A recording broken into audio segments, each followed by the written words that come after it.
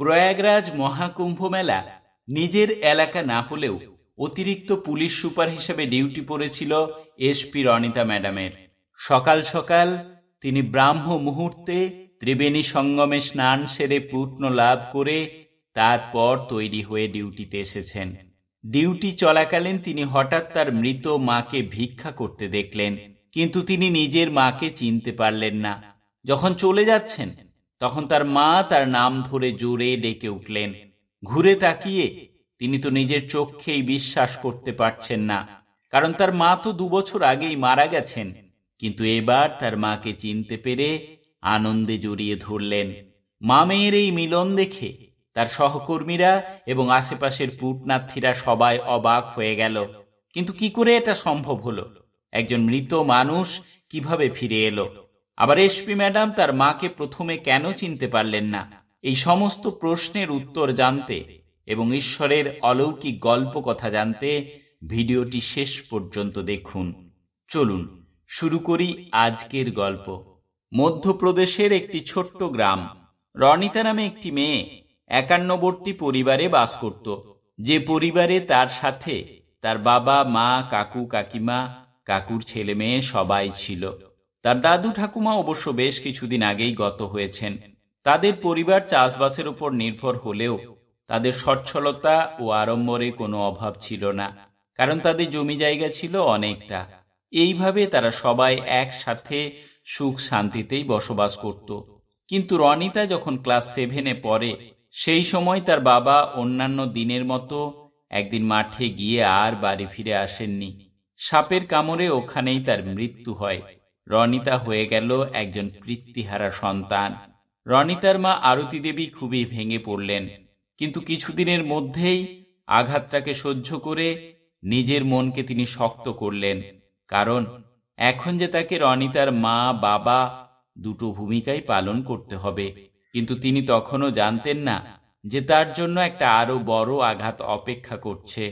সেটা হলো রনিতার বাবার মৃত্যুর 2 মাসের মধ্যেই তার কাকা তাদেরকে আলাদা করে দিল। শুধুমাত্র একটি ছোট্ট ঘর তাদেরকে থাকার জন্য দিল।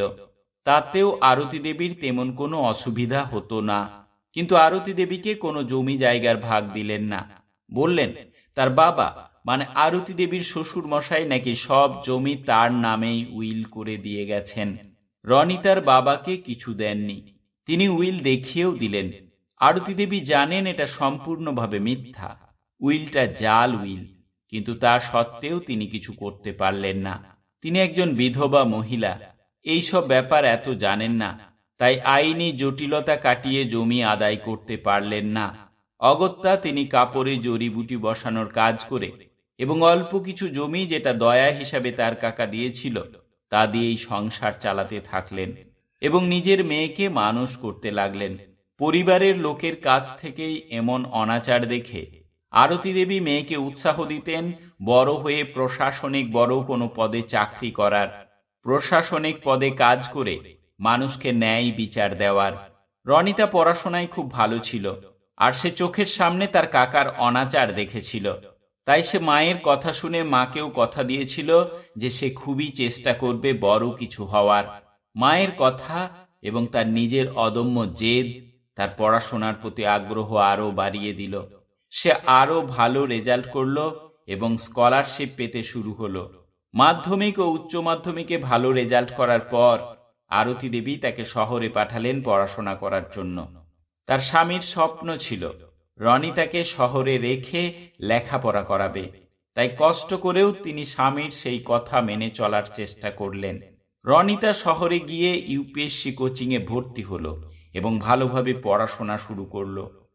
একদিন রনিতা মায়ের সাথে কথা বলতে বলতে বলল, মা, কয়েক মাস আমার বাড়ি যাওয়া হয়নি, তাই তোমার সাথে দেখা করতে খুব ইচ্ছা হচ্ছে। আরতি দেবী বললেন, মা রুনি, আমারও তোকে খুব দেখতে ইচ্ছা হচ্ছে, তুই কালই বাড়ি চলে আয়। রনিতা বলল, না মা, আমি এখন বাড়ি যেতে পারবো না, কারণ আমার স্বপ্ন যে আমাকে সার্থক করতেই হবে। মা, তোমার মুখে শুনেছি ছোটবেলা থেকেই আমি যখন ভালো রেজাল্ট করতাম, স্কুলে ফার্স্ট হওয়ার জন্য প্রাইজ পেতাম, তখন নাকি বাবা তোমাকে বলতো আমাদের মেয়ের এত বুদ্ধি, আমাদের মেয়েকে ভালোভাবে লেখাপড়া শেখাবো। পড়াশোনা করতে মেয়ে বড় শহরে যাবে এবং আমার মেয়ে একটা বড় পোস্টে চাকরি করবে। তারপর বাবার দুর্ভাগ্যজনক মৃত্যুর পর আমি দেখেছি আমাদের প্রতি অনাচার। আমার বাবা কাকারা তো দু ভাই, তাই সমস্ত কিছুর অর্ধেক ভাগিদার ছিল আমার বাবা। কিন্তু কাকু তার মস্তানির জোরে আর অন্যায়ভাবে আমাদেরকে সমস্ত কিছু থেকে বঞ্চিত করেছে। আমরা সমস্ত কিছু জেনেও কিছু করতে পারিনি। পাড়ার লোক পর্যন্ত আমাদের পাশে দাঁড়ানোর সাহস পায়নি, কারণ কাকার গুন্ডামি, কাকার হিংস্রতা। তাই মা, তোমার প্রতি অনাচারের বদলা নিতে, আমার বাবার স্বপ্ন পূরণ করতে আমাকে যে ভালোভাবে পড়াশোনা করতেই হবে মা। তাই পড়াশোনার সঙ্গে আমি কোনোভাবে কম্প্রোমাইজ করতে পারবো না। তাই আমার মিষ্টি মাটাকে দেখতে ইচ্ছা হলেও আমি এখন বাড়ি যাব না মা। আরতি দেবী বললেন, তুই ঠিক বলেছিস মা, তুই ভালো করে পড়াশোনা কর, আর তোর লক্ষ্যে তুই অবিচল থেকে তোর স্বপ্ন পূরণ কর। সেই দিনটা যে আমাদের কাছে অনেক সুখের হবে মা। আমাদের মামের দেখা না করতে পারার এই যন্ত্রণাটা তোর সুন্দর স্বপ্ন পূরণের মধ্যে যে পূরণ হয়ে যাবে। আমিও তো সেই দিনটার অপেক্ষাতেই আছি। তাই তোকে আমি বাড়ি আসতে জোর করব না, তবে নিজের শরীরের প্রতি খেয়াল রাখিস। হ্যাঁ মা, রাখবো। আর তুমিও সময় মতো খাওয়া দাওয়া করো, শরীরের যত্ন নিও। এরপর আরতি দেবীর মনে এক অদ্ভুত খেয়াল এলো। তিনি ভাবলেন, পড়াশোনার জন্য তার মেয়ে রুনি আসতে পারছে না, কিন্তু তিনি যদি মেয়ের কাছে যান তাহলে মেয়ে ভীষণ খুশি হবে, আর তিনিও মেয়েকে একবার দেখতে পাবেন। তার আসা যাওয়ার খরচা কিছু হবে, এটা তিনি ম্যানেজ করে নিতে পারবেন। কিন্তু মেয়েকে বললে মেয়ে হয়তো একা তাকে যেতে বারণ করে দেবে, কারণ তিনি তো দূরে খুব একটা যান না। মেয়ে আমাকে বারণ করে সে নিজে বাড়ি আসবে, আর তাতে তার পড়াশোনার ক্ষতি হবে। তার চেয়ে কেমন হয়, তিনি যদি মেয়েকে কিছু না বলে হঠাৎ করেই মেয়ের কাছে পৌঁছে যান, তাহলে দুজনেরই ভালো লাগবে। মেয়েও বুঝতে পারবে যে আমি একা তার কাছে যেতে পারি। মেয়ের কাছে এটা একটা সারপ্রাইজ হবে। ব্যাপারটা ভেবে আরতি দেবীর খুব আনন্দ হলো এবং তিনি তাই করলেন। একদিন ভোরবেলায় মেয়ের পছন্দের নাড়ু, খেজুর গুড়ের পাটালি ও আরও সব মেয়ের পছন্দের খাবার দাবার নিয়ে বেরিয়ে পড়লেন। গ্রাম থেকে লোকাল বাসে ছোট টাউনে এসে সেখান থেকে ভূপাল যাওয়ার বাস ধরলেন। বাসের টিকিট কেটে তার ব্যাগ ভর্তি জিনিসপত্র ঠিক জায়গায় রেখে নিজের সিটে বসে পড়লেন। একটু পরেই বাস চলতে শুরু হলো। বাসে জানালার দিকে সিটে বসে মহা আনন্দে তিনি বাইরের দৃশ্য দেখতে দেখতে যাচ্ছেন। তিনি মেয়ের কাছে পৌঁছে গেলে যখন হঠাৎ করে তার মেয়ে তাকে দেখতে পাবে, দেখতে পেয়ে কতটা আশ্চর্য এবং খুশি হবে, সেই কথাটা তিনি বারবার কল্পনা করছেন, আর খুশিতে তার মুখটা ভরে যাচ্ছে। মেয়ে হয়তো খুশি হয়ে বলবে, মা তুমি তো দূরে কোথাও যাও না, কিন্তু এখানে তো ঠিক চলে এলে। বাস প্রচন্ড গতিতে ছুটছে, আর তিনি এইসব নানা কথা ভাবছেন। এইভাবে অনেক দূর আসার পর জানালার দিক থেকে আসা ফুরফুরে হাওয়ায় আরতি দেবীর চোখে ঘুম এসে গেল। আরতি দেবী ঘুমালেও তো ক্ষতি নেই, বাসে উঠে অনেক মানুষই তাই করে থাকেন। কিন্তু দুর্ভাগ্যের বিষয়, আরতি দেবীর মতোই এই বাসের মধ্যে থাকা আরেকজনের চোখে ঘুম এসে গেল, যার ঘুম আসা কোনোভাবেই উচিত নয়। সমস্ত লোক ঘুমিয়ে পড়লেও তার জেগে থাকা যে ভীষণ দরকার। কিন্তু সেই বাসের পাইলট বা ড্রাইভারের স্টিয়ারিংয়ে হাত রেখেই চোখ বন্ধ হয়ে যেতে থাকলো। কয়েকদিনের লাগাতার ডিউটি আর গত রাতে মশার কামড়ে ভালোভাবে ঘুম না হওয়ার জন্য জানলা দিয়ে সুন্দর ফুরফুরে হাওয়া অনেকক্ষণ ধরে তার চোখে মুখে লাগতেই সে স্টিয়ারিংয়ে হাত রেখে চোখ বন্ধ করে ফেলল। মুহূর্তের মধ্যেই একটা গ্যাস ট্যাঙ্কার গাড়ির সাথে সামনাসামনি প্রচন্ড ধাক্কা, প্রচন্ড আওয়াজ, বীভৎস বিস্ফোরণ। দুই গাড়ির ধাক্কায় তেলের ট্যাঙ্কারে আগুন ধরে গেছে। মুহূর্তের মধ্যেই বাসটিতেও আগুন ধরে গেল। আরতি দেবী ছিলেন ঘুমের মধ্যে। প্রচন্ড ঝাঁকুনি দিয়ে মাথাটা তার সামনের সিটে ধাক্কা মারল। সাথে সাথে প্রচন্ড আগুনের ঝলকানি তার চোখে মুখে এসে লাগলো, আর তিনি জ্ঞান হারিয়ে লুটিয়ে পড়লেন। বিস্ফোরণটা ফাঁকা জায়গায় হয়েছিল বলে অন্য দু একটা গাড়ি ছাড়া এমন আর কিছু ক্ষতি হয়নি, কিন্তু দুটি গাড়ির অনেক মানুষ ঘটনাস্থলেই মারা যান। হাইওয়েতে অন্যান্য গাড়িগুলি যারা বেশ কিছুটা দূরে ছিল তারাই সাথে সাথে নিকটবর্তী এলাকায় এবং থানায় খবর দেন। বাসের মানুষগুলোর আর্তনাদ শুনেও তারা কেউ কাছে আসতে পারছে না। তেলের ট্যাঙ্কার গাড়িটি দাউ দাউ করে জ্বলছে, বাসের সামনের দিকটা জ্বলছে। কিছুক্ষণের মধ্যেই পুলিশ, দমকল বাহিনী ও অ্যাম্বুলেন্স এসে হাজির হয়। জীবিত ও মৃত মানুষদেরকে উদ্ধার করে কাছের সরকারি হসপিটালে নিয়ে যাওয়া হয়। যারা তখনও বেঁচে ছিলেন তাদের চিকিৎসা শুরু হয়। প্রশাসনিক তৎপরতায় শুরু হয় বাড়ির লোকেদের সাথে যোগাযোগ করার। যাত্রী ও স্টাফ মিলিয়ে বাসের মধ্যে থাকা মোট 48 জনের মধ্যে 20 জনকে প্রথমে মৃত বলে ঘোষণা করা হয়। বাকিদের চিকিৎসা শুরু হয়, কিন্তু তাদের মধ্যে অনেকেরই অবস্থা মৃতপ্রায় ছিল। কারণ একে তো দ্রুতগতির বাস তেলের ট্রাকের সঙ্গে ধাক্কা, তার সাথে তেলের ট্যাঙ্কারে আগুন ধরে যাওয়ার জন্য বীভৎসভাবে ঝলসে গিয়েছিল জীবিত মৃত প্রায় সব মানুষগুলোই। বাসের মধ্যে থাকা আরতি দেবীও গুরুতরভাবে আহত হন। তার মুখের বেশিরভাগ অংশ এবং শরীরের অনেক জায়গা পুড়ে গিয়েছিল। বাড়ির লোকেদের খবর দেওয়া হচ্ছিল বলে রনিতার কাকার কাছেও খবর যায়। রনিতার কাকা সেখানে পৌঁছে যান। তিনি এক এক করে দেখতে গিয়ে মৃতপ্রায় আরতি দেবীকে দেখে চমকে ওঠেন। মুখটা বীভৎসভাবে পুড়ে গেছে, চেনা যাচ্ছে না।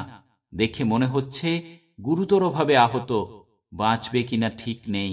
যে কোনো আত্মীয় পৌঁছে এই রকম অবস্থায় দেখলে মানুষ ব্যথিত হয়, কান্নায় ভেঙে পড়ে, তার নাম ধরে ডাকে। কিন্তু রনিতার কাকা নিজের স্বার্থের কথা ভেবে চুপচাপ রয়ে গেল। তিনি ভাবলেন এই মহিলাই তার প্রাপ্য আদায় করার জন্য তার সাথে অনেক লড়াই করেছে, তাই তাকে বাঁচানোর জায়গায় সে যদি মারা যায় তো তার পক্ষে ভালো। যা অবস্থা, বাঁচার কোনো সম্ভাবনা নেই। আর তাছাড়া সে যদি স্বীকার করে যে এ তারই বৌদি, তাহলে তাকে যে কদিন বেঁচে থাকবে তার চিকিৎসা করাতে হবে।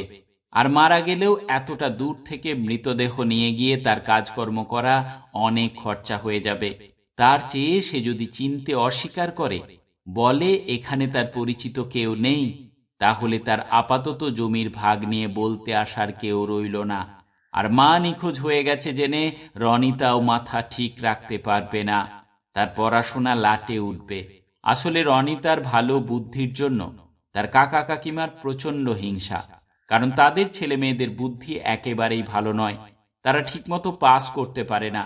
তাই রনিতার কাকা জানিয়ে দিল এখানে তার পরিচিত কেউ নেই। এই বলে হসপিটাল থেকে বেরিয়ে আসতে গিয়ে তার মনে হলো এখন ওখানে কোনো নার্স নেই।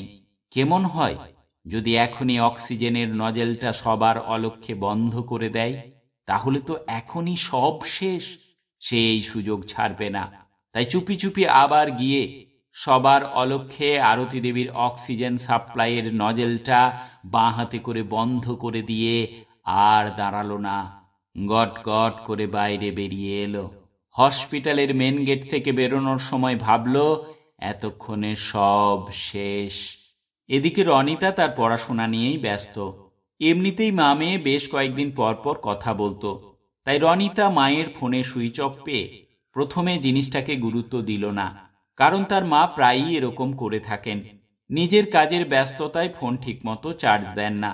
যখন দরকার পড়ে চার্জ দিয়ে নিজেই উনি রনিতাকে ফোন করতেন। কিন্তু বেশ কয়েকদিন পেরিয়ে যাওয়ার পর রনিতার মনে সন্দেহ হলো। মায়ের ফোন না আসা এবং ক্রমাগত সুইচ অফ রনিতাকে চিন্তায় ফেলে দিল। তার কাছে গ্রামের অন্য পাড়ার এক বান্ধবী কুসুমের ফোন নাম্বার ছিল। তাকে ফোন করে বলল যে মাকে একবার ফোন করতে বল। তার বান্ধবী গিয়ে তাদের বাড়িতে তালা দেওয়া দেখে পাশেই তার কাকা কাকিমাকে জিজ্ঞেস করলো। তারা মিথ্যা করে বলল সকালেও তো ছিল, আছে কোথাও আশেপাশে। সেই খবর পাওয়ার পর রনিতাও নিশ্চিন্ত হলো যে মা অন্ততপক্ষে ভালো আছে, তাই আবার পড়াশোনায় মন দিল। কিন্তু তারও কয়েকদিন পর ফোন সুইচ অফ পেয়ে এবং মায়ের দিক থেকে কোনো ফোন না যাওয়ায় রনিতা চিন্তায় অস্থির হয়ে গেল। দেরি না করে বাড়িতে পৌঁছে দেখল বাড়িতে তালা দেওয়া। কাকা কাকিমাদের সাথে ভালোভাবে কথাবার্তা না থাকলেও জিজ্ঞেস করল মা কোথায় গেছে জানো? তারা বলল 3-4 দিন ধরে তো দেখছি না, তালা দেওয়া দেখছি। রনিতা বলে তাহলে তো তোমাদের আমাকে খবর দেওয়া উচিত ছিল। রনিতার কাকা বলল এটা ফোন করে বলার কি আছে, আর তোর মা কোথাও গেলে আমাদেরকে কি বলে যায়? আর তাছাড়া তোর ফোন নাম্বারও আমার কাছে নেই। রনিতা তারপর পাড়া প্রতিবেশীদেরকেও জিজ্ঞেস করল, কিন্তু কেউ তারা মায়ের খবর সঠিকভাবে বলতে পারল না। রনিতা তারপর তার বান্ধবী কুসুমকে সাথে নিয়ে থানায় গেল।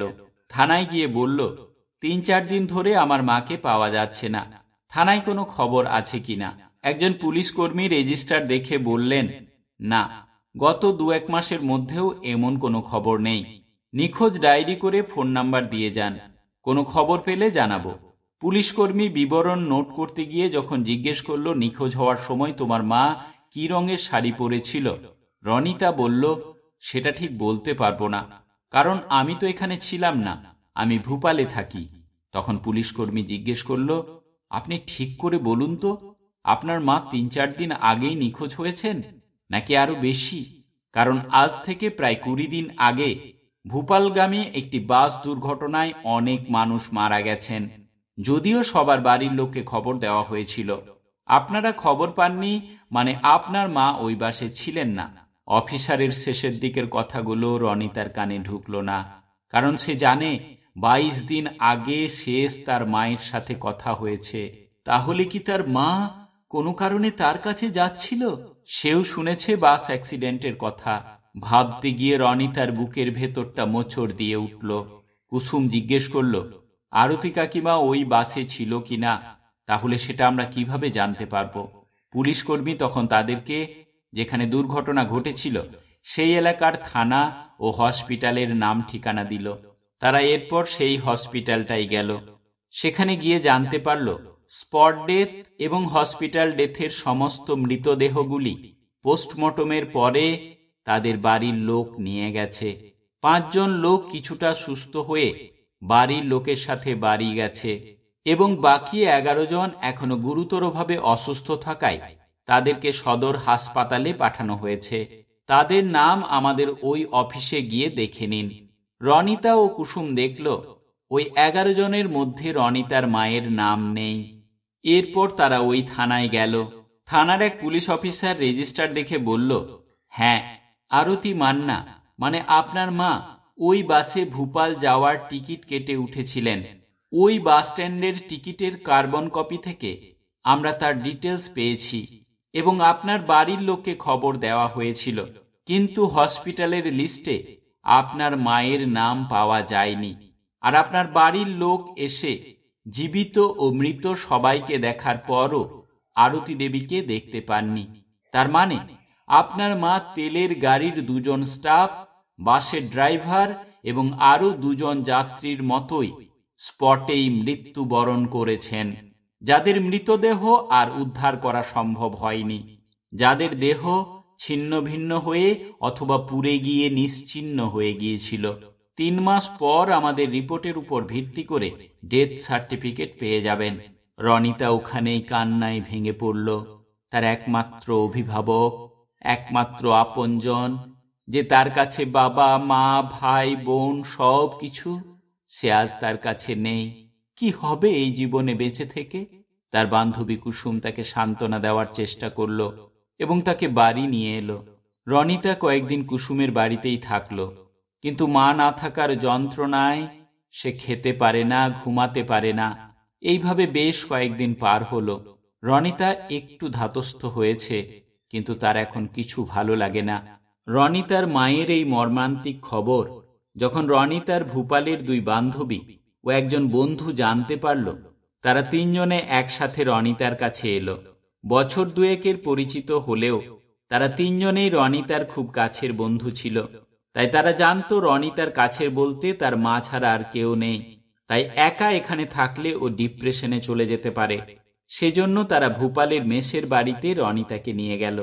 তাকে একা থাকতে না দিয়ে বান্ধবী 2 জনের কেউ না কেউ তার কাছে থাকলো, তাদের নিজের রুমে না থেকে।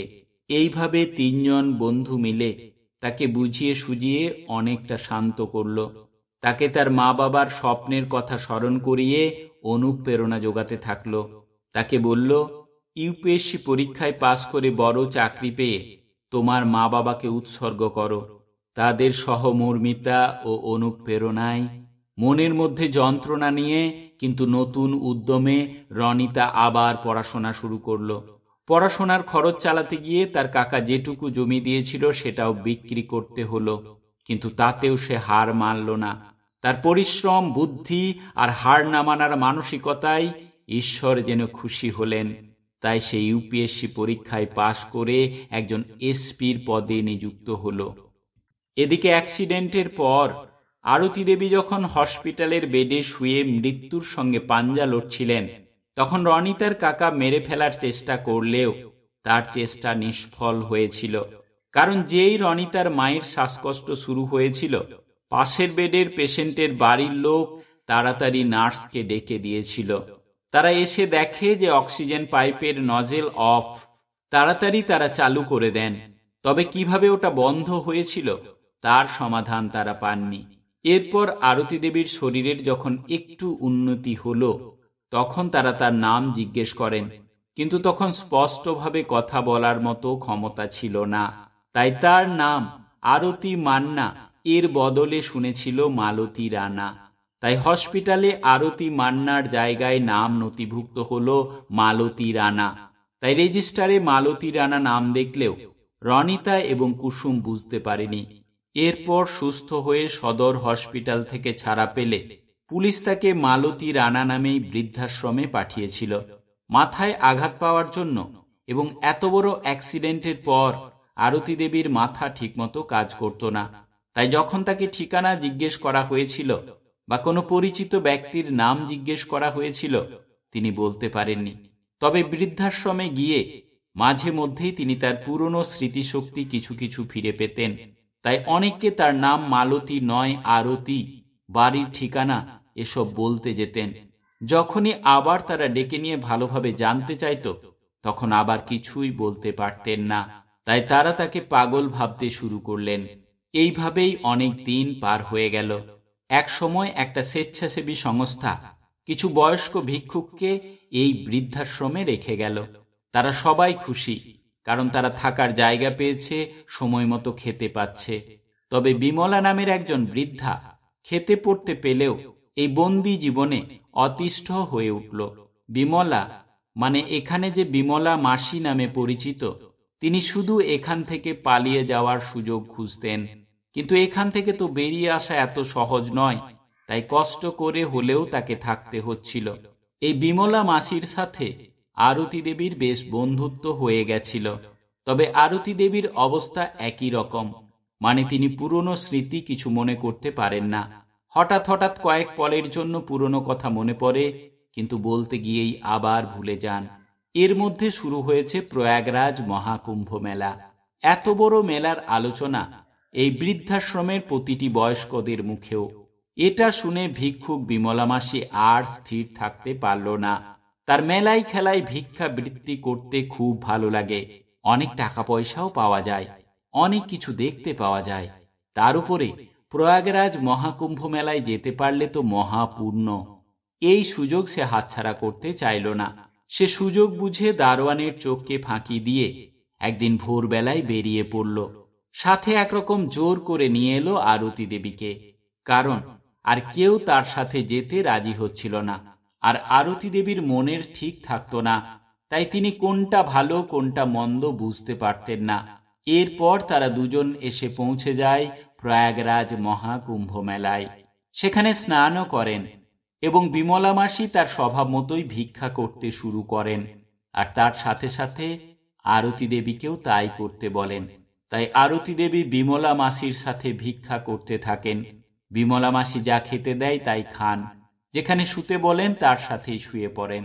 এই সময় অতিরিক্ত পুলিশ সুপার হিসেবে রনিতা ম্যাডামের ডিউটি পড়ে প্রয়াগরাজ মহাকুম্ভ মেলায়। তার মতো অনেক পুলিশ সুপারের এবং অনেক পুলিশ অফিসারের এখানে ডিউটি পড়েছে।